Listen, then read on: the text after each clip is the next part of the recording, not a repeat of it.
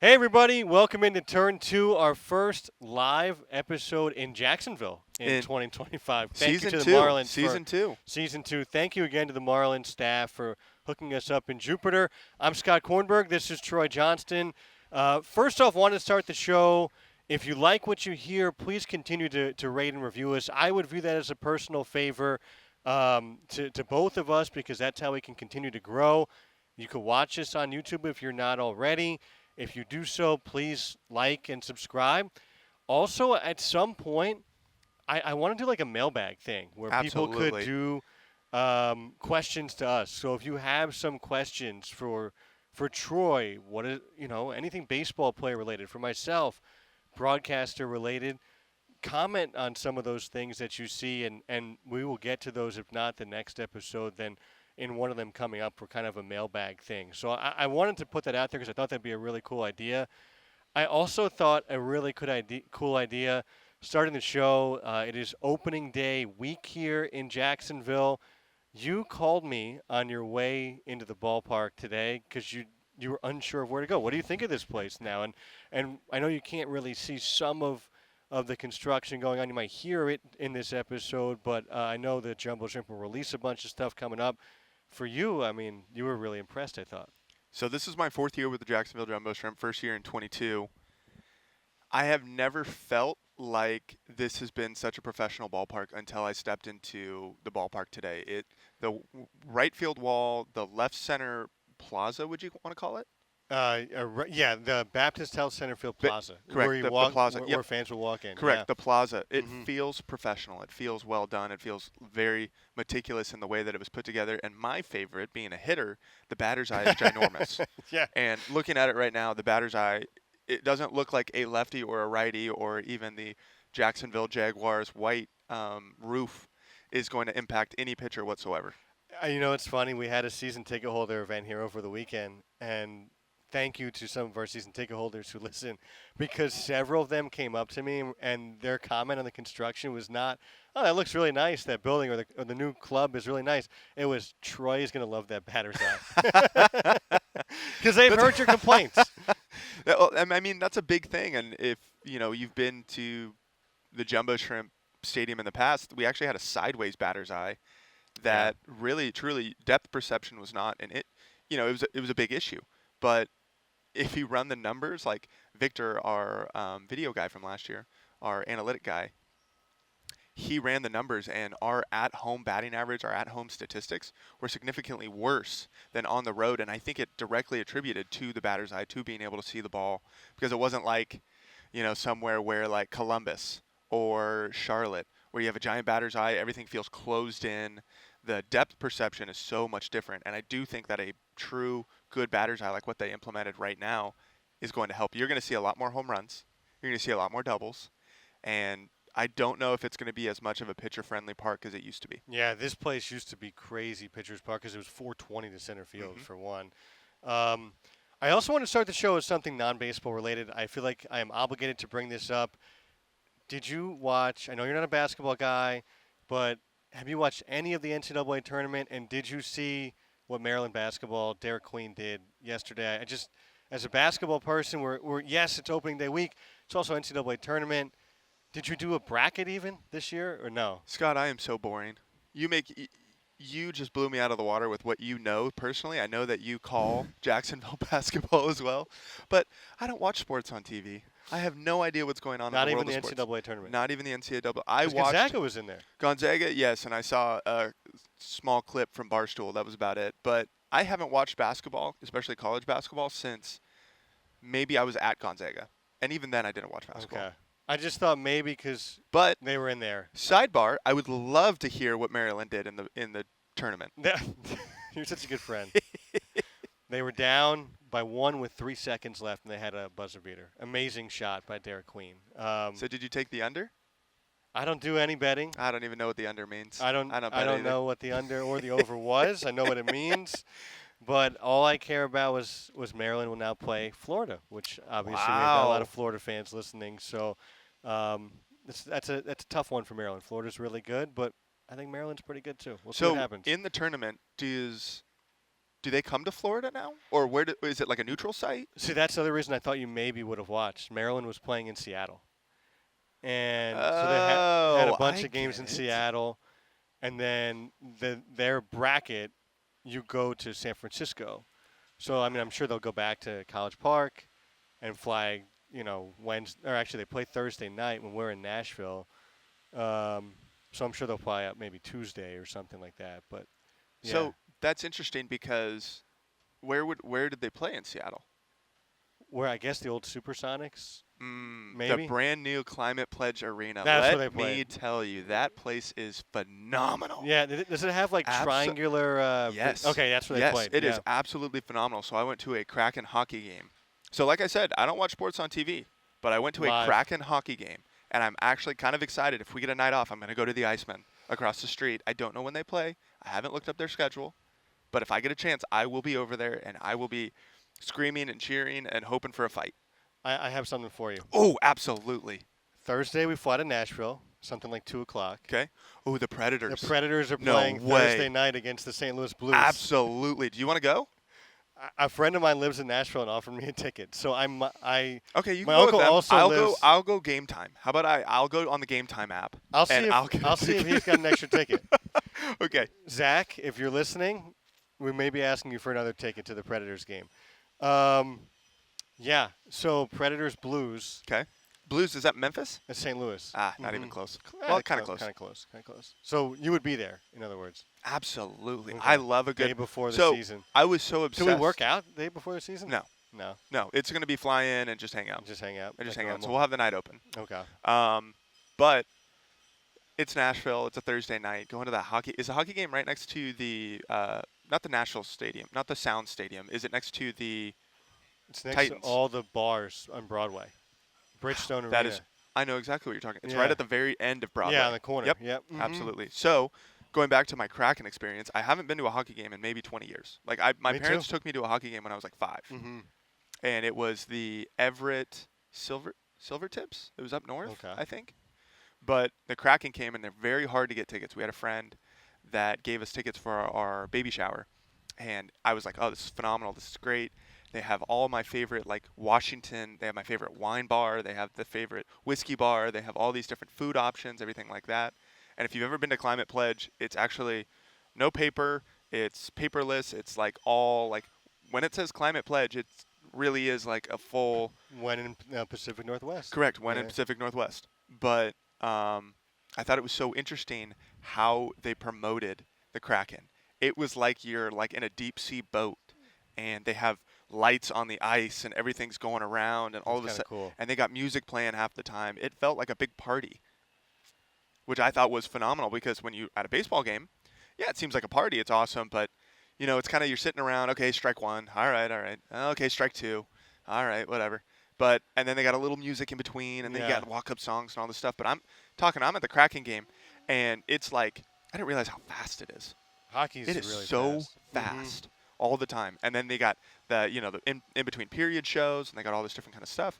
I'm wondering what that looks like in baseball. Do you think that the Savannah sidebar? Savannah Do you think that the Bananas. Savannah Bananas are going to start creeping into and influencing the way that minor league baseball works? I don't think Major League Baseball is going to go just because of the safety issues, bringing fans on the field, that kind of stuff. Runaway fan goes and grabs, Max Scherzer. Max Scherzer might hit him, something like that. Probably. Something crazy like that. But do you think that the banana ball impacts minor league baseball at all? Yes, I think it already has. Because I can Example. even say that here. We hosted the Savannah Bananas the last 2 years, not this year, because then now they're selling out NFL stadiums because they're the Yes. Savannah Bananas. Yes.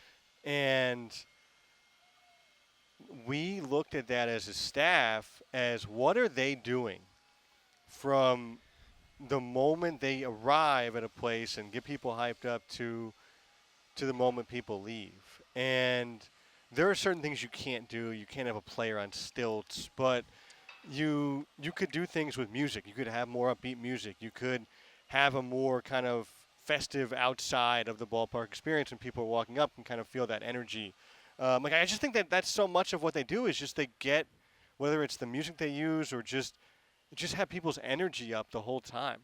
Now, I do think that some of the things that they do you can't replicate because if you play in one place 1 to 3 times and you move on, it's so different than playing there 75 times a year. Like if the Savannah Yep. Bananas played 75 home games, people might get like, oh, it's that loud bumping music yet again. Like that might not play, but if you could do it for 1 or 2 days, that works. And I think we have taken some things in terms of like, yeah, we do have fans come on the field to watch fireworks. We do have ways that we kind of switched up that experience that has nothing to do with players.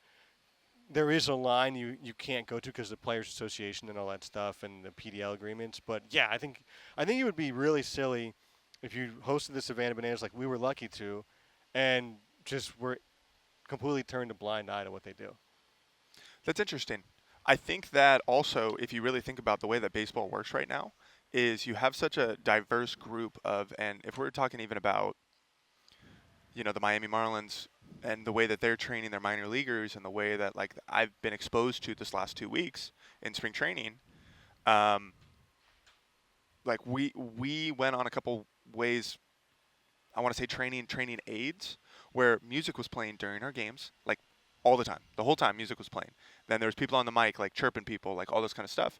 I do want to say that there's kind of a fine line where, like, if you don't understand, you come into a place and it's like the Savannah Bananas, but you have, I don't know, the Boston Red Sox Right. coming in where they're very traditional, they're very cut and dry, they're very right to the point. Like, you're going to have quite the clash of um, speculation in how that works, how that dynamic works. And so I'm interested.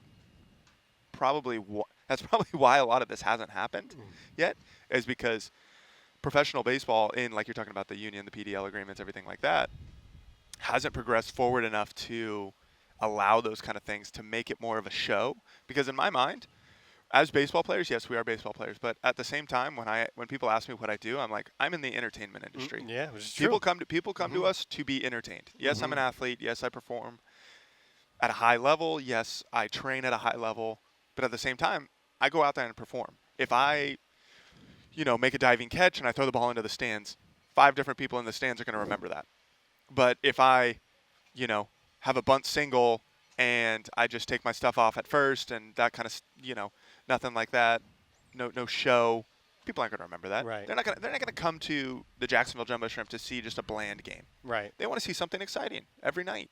They want to come to the game, know that you're going to get a home run.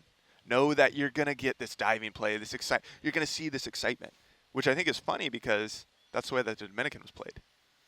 And it's more of a show. And it's more of a Yeah, show. and Exactly. the fans are more into it. I was watching Cubs Dodgers in Japan. Yeah. And it was, again, I think it goes back to Electric. the That is yeah. one of the games that I saw a couple clips. Again, I didn't watch the game. Yeah. Saw a couple clips. It's just I think it goes back. Honestly, it goes to the music. Like I just think that people are so hyped up. There's just an electricity. And yeah, you could say, well, there's only 2 major league games, but it's like that for every game. It was like that for every game when you're in the Dominican Republic. So I think, and I love baseball so much, but there is something going on that they're not as popular as football, as basketball, in particular the NBA. Hockey is kind of competing with baseball now, and hockey was way down before. And like you just said, the Kraken game, what you remembered from that was incredible. And I don't know, like there's just a weird people care about statistics and old things in baseball that they don't care about in any other sport, right? Like it doesn't matter that every year these new offensive records in the NFL get broken. Like people don't care, but they do care if it was baseball. So I don't know what the answer is, but also worry long term for baseball because I feel like they're looking out for every single last dollar. And okay, great, like that's amazing right now, but then what about 5 or 10 or 15, 20 years down the line? I'm interested to see, and I'm going to put this very lightly because, of course, as some other people know, that Rob Manfred came out and said that there was going to be a strike with the CBA here in 2026. I'm interested to see what baseball looks like in the next 5 years because there's going to be a breaking point. There's going to be something that goes on, and I think it's either going to be for the worse or the better. I have no idea yet. But I don't think that baseball's peak popularity has gone away. No, I don't think I so either. think that it will return. I think that it will be popular. I do think that there's some awesome people promoting baseball. You want to talk about some of the best in the game promoting baseball? The Dodgers are the most popular team in the world, not just the United States, in the world, strictly just because they want to put on a show. They want they want 5 home runs a game. They want electricity. They want the celebrities to come out to the game. They want to scan the crowd and see, oh look, there's I don't know, Kevin Hart. There's Celine Dion. There's people in the crowd that are there that are like watching this baseball game. Where like if you get it at a lower level, I don't know. I'm not going to name any names, but Right. like you just don't get that same energy. You There, don't get that same excitement to show up and be like, "Oh my God, look on the screen! There's The Rock," that kind of thing. That's one of the ways that the Dodgers really hype up baseball is they bring high-level people into the game. It's not just, we're going to be here because we're old heads and we want to watch the game and we're tracking it on our own and we're doing. A lot of people, the younger generation, doesn't care about that. Here's what I'll say too. The Dodgers, I know people complain about, oh, they spend so much money. Isn't that what you want? Isn't Yes, that what you want absolutely. your team to do is go out there and get the best players? Like, people shouldn't be upset about that. You should be upset that your team is not doing that. And I think the biggest problem with baseball right now, and to some extent the NBA is like this too as a big basketball fan, is you go into the season and it's not like this in the NFL. I think in the NFL, all 32 fan bases, yes, some of them far more than others, but you could see a small path to getting into the playoffs. In Major League Baseball this year, there are teams. I mean, there's at least 5 I can think of off the top of my head. I don't really want to name them, but their fan bases are going into this, and they know they have no chance. Like, there is no chance some of these teams have a way of getting to the playoffs, and that's not good for fans. Whereas like the Dodgers, the Mets, the Red Sox, like teams like that, yeah, they spend a lot of money, but they give their fans hope.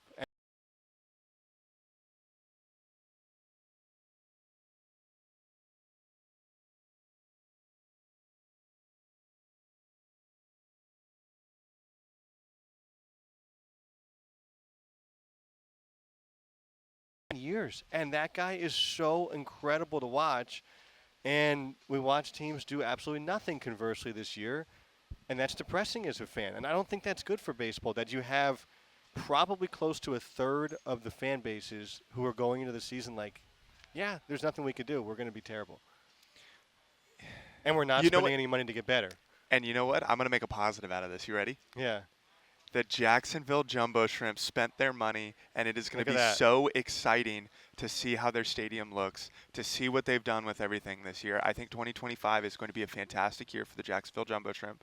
You're going to have a lot of young prospects. I don't expect a lot of moves.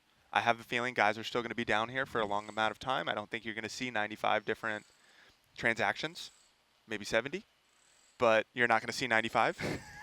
But Well, I do think, 95 players, you're yeah, saying. That 95 was a players. team record, 90 Yes. last year, and then we had like 340 transactions. Something Correct. crazy. Something Yeah, like that. But the stadium looks phenomenal. it does. And the Jacksonville Jumbo Shrimp spent their money in the right place, I think, to attract the fans, to attract money. And if you really want to think about it, baseball's a business. And I think people forget that. They want to not compare the Dodgers to Microsoft, to Vanguard, to, I don't know, you want to say something, like Bank of America. Yeah, yeah. Like, in reality, they all have CEOs. They all Right. have people that are handling their finances. They have owners. They have stockholders that they need to make sure they have returns on. And if you think about baseball in non-traditional way, you take the game out of it. It is a business. And that is what you have to realize when you're talking about the Dodgers are ruining baseball. These other teams just plainly They, don't keep up. yeah, they don't. That's all Well, it is. It's like you're talking you got, your product on, you got Amazon, but then you got your product on Amazon. And those are two different companies. Those yeah. are two different levels of companies. They're trying to compete with Amazon, but they're also on Amazon. And to your point, I think for the jumbo shrimp, this is taxpayer funded money. So they owe it to the community to do a good job, right? To Absolutely. appeal to all fans. Like there are some premium areas, but a lot of this is for every single fan, Hmm. no matter what background you are, whether you're spending X amount of dollars in a ticket or the $5 ticket they have always had Hmm. here. So I think that's where Steve Cohen with the Mets is a great example of this. Is he looks at owning a baseball team not as a money-making venture. Like, yeah, I'm sure he makes money, right? Like, when these guys sell the team, they make like the Celtics just sold for $6.1 billion. No matter what, they made a boatload of money. I just think that the best owners, A, you recognize that. In the end, you're going to make it all back and then some. B, these are community-oriented things where, in some capacity, I think I would have to venture a guess in every single major league, NFL, NBA team, there's taxpayer things for your ballpark, for your arena, whatever it is. And I just feel like, okay, maybe you wouldn't make X amount of dollars if you went out and signed this free agent or tried to make your team better, and this, and this. But I just feel like you kind of owe it to the community, right? Like Yes. I just feel Yes. like Steve Cohen, he looks at it as like, yeah, he bought this team, and it is a money-making venture, and he's the CEO technically. But he looks at it as like, yeah, I owe it to the people of New York Hmm. to win a World Series. Hmm. The Dodgers, same thing to the people of Los Angeles Hmm. and Asia, right, where they have this huge foothill. And that's where, to bring it to the minor league level, like the Jumbo Shrimp felt like they owe it to everybody because a large part of it was taxpayer funded. 31.8 million is a lot of money. Hmm. This ballpark was built for 25 million, which is wild. I mean, There you go. inflation, but yeah. Inflation. Okay, my last comment before we kind of wrap it up, because I know Yeah. we got short time today. Juan Soto, you said something. You said they overpaid him. I think that those contracts are so good for baseball Oh, they're because great. it pushes the floor up Yeah. on all the players. So now baseball, the inflation rate doesn't have to outweigh the pay of the majority, because that is a 0.1 of a 0.1 of a 0.1% of players. That is a singular player that's making that. What is it, 45 AAV or something like that? I think I even think it's more. 45, 50 a year. Let me do But the math. I'm going to pull out my phone and do the math. I here. do want you to know he was in our backfield game yesterday, and Juan Soto was. boy was it impressive. And I have a little bit of story for you too. My friends will make fun of me if they listen to this. 51 million 51. AAV, by the way. What would you do with 51 million? What would be your first purchase? I would pay off my wife's minivan. Yeah, That absolutely. that would be my first purchase. Okay, all right. Okay, so I first met Juan Soto down in the Dominican this offseason.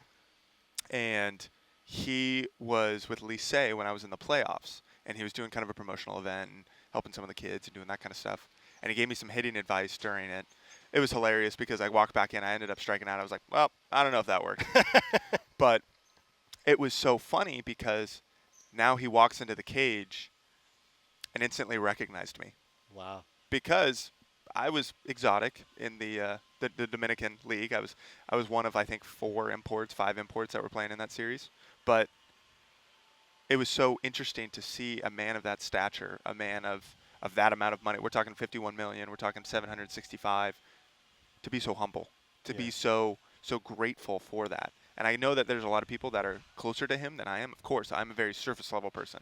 Met him twice, talked to him, whatever. But absolutely, those contracts are so good for the game of baseball. Absolutely. Because like even people thought Mike Trout was overpaid, and he's making half of what Right. Juan Soto is making. And so trying to find that happy medium to where we can keep pushing the envelope as players, that we can still rival and make, we can have separate business ventures. We can make an absolute killing being the 90% of players, not just the 1% or the 2% or the 5% that are signing these massive contracts that get to free agency. Raising the floor is one of the most important parts of just being part of it, because realistically, as big leaguers, you have, I want to say you're either the same or you're at the lowest level of all sports of entry-level salaries. So I think it's so interesting because, like I'm talking about, in the next 2 years, the CBA will be renegotiated up in the big leagues. I'm interested to see how that works out and see what the owners and the union and the players all have to come to an agreement to, because I don't think it's going to be easy. Best case, first off, really cool that Juan Soto was like that. Like, Hmm. that's a great sign. If you're the Mets and you're like, is money going to get to this guy's head? And he's going out there and giving tips to the Marlins minor league guy Hmm. just because he remembered you and thought highly of you because you must have impressed him in some way. That's pretty cool. Yep. I think best case scenario for baseball, there's no strike, obviously. There's, yeah. The A's get to Vegas, which pains me because they had a great fan base in Oakland. Yes, they did. Tampa figures out whatever's going on there. I don't really want to go too into that. And then like you have expansion teams, like Hmm. whether it's Nashville or Portland, Salt Lake, Montreal, Charlotte, whatever that is. Speaking of Nashville, uh, are you a goal guy? Like, do you go into this season with like these are my goals for the year? Or are you just kind of like, I know what I want to work on.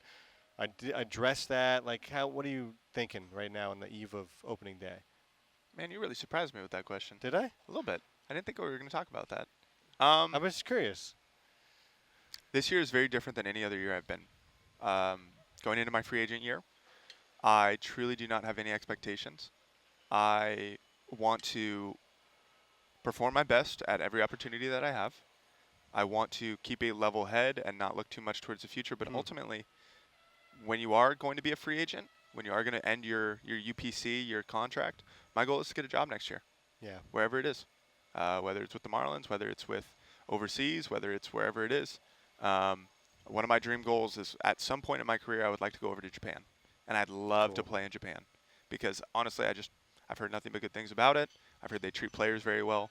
I've heard that the lifestyle's, it's tough and it's different, and I think that's something I'd like to experience. But in this moment, I don't have any like set goals, and I think that's an interesting way to go about it because I have no idea what this year has for me. I have no idea what to expect.